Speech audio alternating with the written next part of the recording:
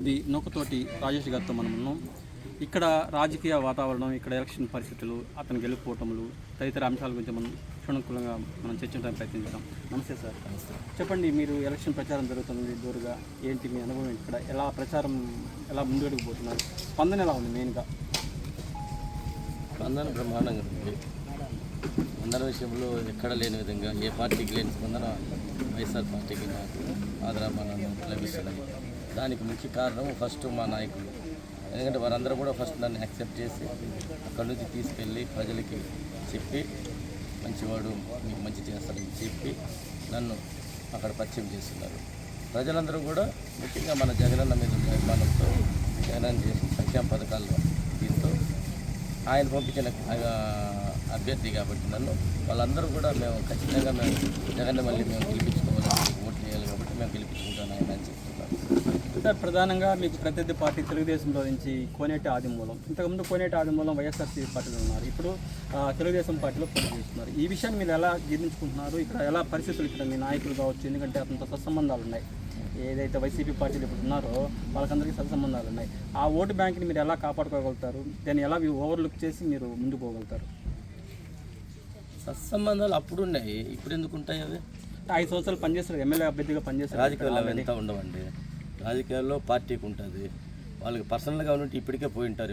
ఎవరు ఒక్క సర్పంచ్ అభ్యర్థి కానీ ఎంపీటీసీ అభ్యర్థులు కానీ ఆ లెవెల్లో వాళ్ళు ఎవరు పోలా, ఎవరు నామకేవస్తూ పోయినారు. కానీ అలాంటి వాళ్ళు ఎవరు మా నాయకులు అయితే ఎవరు లేరు. ఇప్పటి వరకు అయితే ఇంకా ఉండేది 4 రోజులే. ఈ 4 రోజులు ఎవరు కూడా పోరు. ఖచ్చితంగా మాకు ఆయన ఇక్కడ ఉన్నాడు, ఇక్కడ వాళ్ళు ఎవరు అక్కడికి వెళ్ళలేదు. పార్టీ పరంగానే మేము చూస్తున్నాం. సో చెప్పండి, ఇప్పుడు ప్రధానంగా ఏదైతే మీద ఆపోజిట్ పార్టీ ఉందో తెలుగుదేశం నుంచి కొన్ని రాజమూలం గారు, అతను ఏం చెప్తున్నా అంటే రాజేష్ అని అతను పెదిరెడ్డికి ఒక జస్ట్ అక్కడ బినామీ లాగానో లేదంటే ఒక వాళ్ళ మనిషిలాగా నిలబెట్టుకున్నారు, ఇక్కడ యాక్చువల్లీ ఏం చేయడు, మొత్తం అతని తరపున ఇతను ఉంటాడు ఇక్కడ అని చెప్పేసి గట్టిగా ప్రచారం చేస్తున్నాడు చాలా దగ్గరలో. దీని మీద మీరు ఎలా స్పందిస్తారు? చేస్తామో చేయమో చూద్దాం వచ్చిన తర్వాత. దీంట్లో ఎంత ఉంది వాస్తవం, నిజం ఉందంటారా? ఏం లేదు, నేను మళ్ళీ చెప్తాను. నేను నిన్న మొన్న కూడా చెప్పాను. ఆయన మాకు గురువు పెద్దిరెడ్డి గారు అడ్వైజ్ ఇస్తాడు మాకు, ఇలా పో. అంటే ఆయన ప్రధాన ఆరోపణ ఏంటంటే నన్ను కూడా గతంలో అలా వాడుకున్నాడు, నా దగ్గర టిప్పలతో అక్రమ రవాణా చేయించినాడు, అన్నీ చేయించాడు. సో అలాంటి మనిషి మరి అలాగే ఇతను కూడా వాడుకున్నాడు. నేను వింటం అయితే ఇక్కడికి వచ్చిన తర్వాత ఇక్కడ వాళ్ళు చెప్పడం అయితే అతనే చేసుకున్నాడు, ఇది ఇంకోరి మీద రుద్దుతాడు అనేది విన్నాను. నేనైతే వాస్తవం అయితే నాకు తెలియదు. పెద్ద ఆయన అయితే అటు చేసేవాడు కాదు, ఒకరికి సహాయం చేసేవాడే కానీ ఒకరి దగ్గర నుంచి లాక్కునే మనస్తత్వం అతనికి ఎప్పుడూ లేదు. ఇక్కడ నాయకులు ఎప్పటి నుంచి తెలుగుదేశం గవర్నమెంట్ ఇక్కడ ఎక్కువ ఎమ్మెల్యే ఎక్కువ ఉంటా ఉన్నాడు కాబట్టి నాయకులందరూ కూడా ఎవరన్నా అడగాలంటే పెద్ద ఆయన దగ్గర పోయినాడు. పెద్ద ఆయన ఎవరిని కాదనకుండా సహాయం చేస్తాడు కాబట్టి నాయకులకి వాళ్ళకి అటాచ్మెంట్ ఉండింది. అంతేగాని ఇక్కడ సంపాదన లాక్కొని ఇక్కడ డబ్బులు లాక్కోవాలి అనేది లేదు. ఆయనకి కోట్ల ఆస్తులు ఉన్నాయి, కోట్లలో వర్కులు ఉన్నాయి. ఈ ఇసుక ఈ మట్టి లాక్కోవాల్సిన పని ఆయనకి లేదు. సో చెప్పండి, ఏదైతే స్వతంత్ర అభ్యర్థి ఉన్నాడు, స్వతంత్ర అభ్యర్థి కూడా గట్టి పోటీ ఇచ్చేలాగా వాతావరణం ఏర్పడుతుంది, ఎవరి ఓట్లకి ఎక్కువగా డ్యామేజ్ జరిగే అవకాశం కనిపిస్తుంది? నేను చూడటం అయితే తెలుగుదేశంకి ఎక్కువ డ్యామేజ్ ఉండొచ్చు అనుకుంటున్నాను. ఎవరున్నా మాకున్నా ఇబ్బంది లేదు, మాకు గెలుపు అవకాశాలు ఎక్కువ ఉన్నాయి. ఖచ్చితంగా మేము స్వతంత్ర అభ్యర్థులు ఉన్నా, ఇంకొకరు సింగిల్గా అభ్యర్థి ఉన్నా మేము ఖచ్చితంగా మేమే ఇక్కడ జెండా ఎగరేసేది. ఏదైతే స్వతంత్ర పార్టీ అభ్యర్థి రమేష్ బాబు ఉన్నారు, గట్టిగా చెప్తున్నాడు, నా పర్సనల్ అంటే నా వ్యక్తిగత నిధులతో కూడా ఇక్కడ సర్టిఫికేట్ని డెవలప్ చేస్తాను, గెలిచిన ఓడిని నేను డెవలప్ చేస్తాను, ఇక్కడే ఉంటాను, ఇంకా మిగతా ఎవరు చేయరు, ఇప్పటిదాకా చేయలేదు, నేనైతే ఖచ్చితంగా చేస్తాను, గట్టి హామీలు ఇస్తున్నారు. ఈ హామీలు మనం ఏ విధంగా చూడవచ్చు, మీరు ఏ విధంగా చూస్తారు?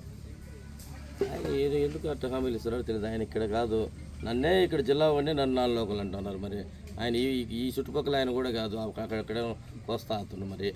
మరి ఆయన్ని యాక్సెప్ట్ చేసి ఇక్కడ గెలిపిస్తారా అనేది అది లేదు. గట్టి ప్రచారం అయితే చేస్తారు. డబ్బులు పెట్టుకుంటే 4 ఆటోలు తిప్పుతారు, ఇంకా దాన్ని పేపర్లకి యాడ్స్ ఇస్తారు, అవన్నీ జరుగుతూ ఉండే. అది ఇంక నేను చెప్పకూడదు. వ్యక్తిగతంగా కూడా చెప్తున్నాడు, ఇప్పటివరకు ఏ ఎమ్మెల్యే ఏమీ చేయలేదు, ఇక్కడ ఏం చేయరు, ఇక్కడ మేమైతే మాకు ఇంట్రెస్ట్ ఉంది ముందు చేయలేదు అనేది ఆయన చెప్పింది అయితే వాస్తవంగా చెప్పాడు.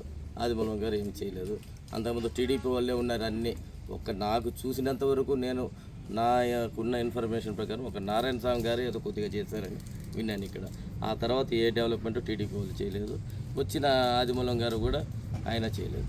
సార్, ఒక రాష్ట్ర లెవెల్లో ఇక్కడ అక్రమ క్వారీలు, ఏదైతే గ్రావెల్ క్వారీలు ఉన్నాయో ఇలాంటి అక్రమ క్వారీలు టాప్ హెడ్డింగ్స్లో వచ్చాయి. యాక్చువల్లీ ఇక్కడ చెప్పాలంటే పెద్ద విషయం ఉంది.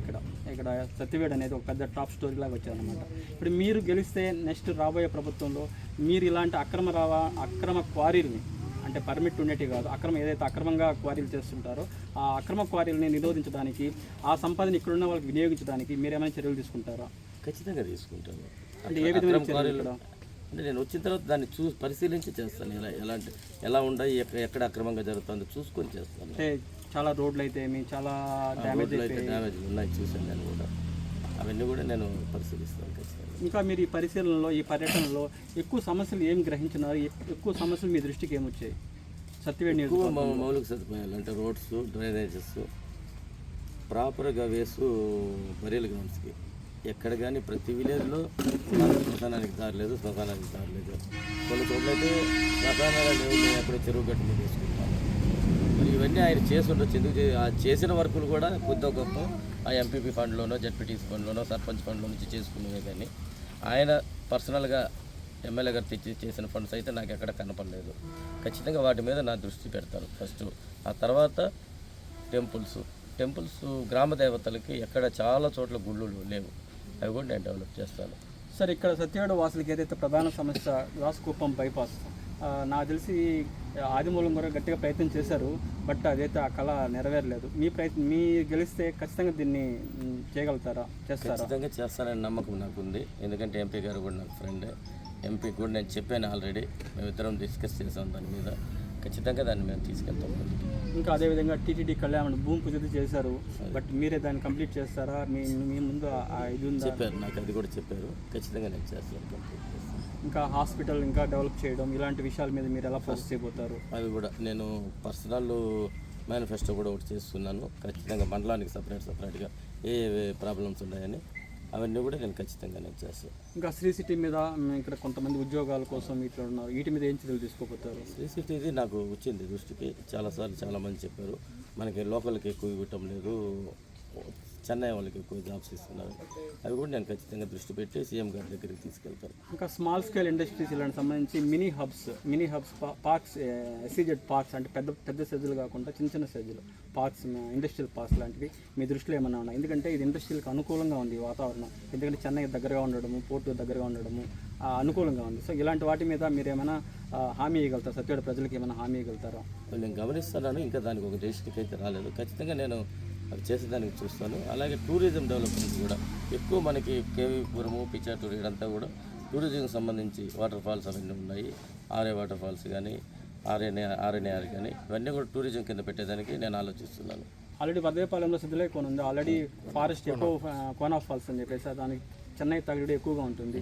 సో దీనిపైన మీరు ఏదైనా నిధులు ఆల్రెడీ ఇంతకుముందు చేశారే కానీ బట్ అది పూర్తి స్థాయిలో టూరిజం తీసుకొచ్చి అన్నింటినీ కూడా అది ఒకటే కాదు, ఎన్ని ఉన్నాయో చూసుకొని దేనికి ప్రయత్నం ముందు చూసుకొని చేపిస్తాను నేను అన్ని కూడా. చెప్పండి సార్, మీరు చివరిగా ఎంత మెజారిటీ తగలవచ్చు, ఎంత మెజారిటీ ఎక్స్పెక్ట్ చేస్తున్నారు? మెజారిటీ నేను చెప్పలేను. ప్రజలు నా వైపు ఉన్నారు, జగన్ వైపు ఉన్నారు, మెయిన్ జగన్ అన్న వైపు ఉన్నారు. జగన్ అన్నే మాకు అభ్యర్థి లెక్క. ఇంకా నా మంచితనము మా అమ్మగారు చేసిన అభివృద్ధి అక్కడ చూసి అందరూ కూడా ఇక్కడికి కనుక్కుంటున్నారు. అది కానీ మాకు అభివృద్ధి ముందు ముఖ్యంగా చూస్తాం కాబట్టి అభివృద్ధికి కానీ నేను ప్రయారిటీ ఇస్తాను కాబట్టి ఖచ్చితంగా మెజారిటీ అయితే బాగానే వస్తుందని నేను ఖచ్చితంగా గెలిచేది అయితే గ్యారంటీ. మెజారిటీ అది ప్రజల మీద ఆధారపడుతుంది. సార్ చివరిగా చెప్పండి, ఇక్కడ ఆల్రెడీ 15 మంది పోటీ చేస్తున్నారు, ఇక్కడ ఇండిపెండెంట్ క్యాండిడేట్తో కలిపి అందరూ. సార్ మీకే ఎందుకు ఓటేయాలి, నాకే ఓటేసి నన్ను ఎందుకు గెలిపించాలి మీరు కోరుకుంటున్నారు? ఏమైనా మీరు కారణం చెప్పగలుగుతారా? ఒకటి, ఫస్ట్ జగనన్న మేము చేసిన సంక్షేమ పథకాలు చూసి మాకు ఓటేస్తారు. 2, నాకే పర్సనల్గా అంటే మేమైతే రాజకీయంగా ఎన్నున్నా మేము ప్రజలకు సేవ చేసేదానికి ఉన్నాం, కానీ సంపదని పెంచుకునేదానికి ఎప్పుడు చూడలేదు. అమ్మగారు కానీ నేను ఒక్క వర్క్ కూడా ఎక్కడ కానీ మా అన్ని 20 సంవత్సరాలు నేను ఎక్కడ సొంతంగా వర్కులు చేసుకోలేదు అమ్మగారి దగ్గర. మేము ప్రజలకు సేవ చేసేదానికి ఉంటాం కాబట్టి మా మంచితనము, మా నిజాయితీ, నిబద్ధతే నన్ను పిలిపిస్తుంది. ఇది చూసాం కదా, తన మంచితనం, నా నిజాయితీ, జగనన్న పరిపాలనే నన్ను గెలిపిస్తుంది, భారీ మెజార్టీతో గెలిచడానికి 100% ఛాన్స్ ఉందని మనతో రాజేష్ గారు చెప్పడం జరిగింది.